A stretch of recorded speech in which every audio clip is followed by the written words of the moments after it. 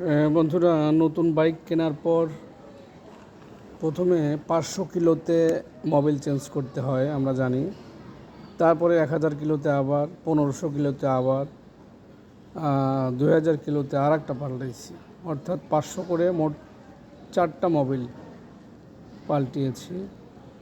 এখন আমার বাইকের মাইলেজ আছে হলো 3854, অর্থাৎ 3000-এ আমি সর্বশেষ মোবিল চেঞ্জ করেছি।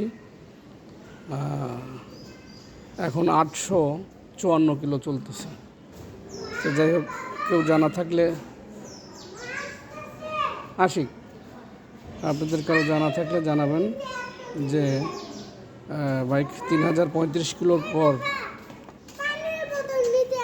ভালো হয়েছে। 3000 বা 35 কিলো, 3500 কিলোর পর বাইকগুলো কত কিলো পর পর আপনার মোবিল চেঞ্জ করতে হয়? কেউ জানা থাকলে জানাবেন। ধন্যবাদ সবাইকে।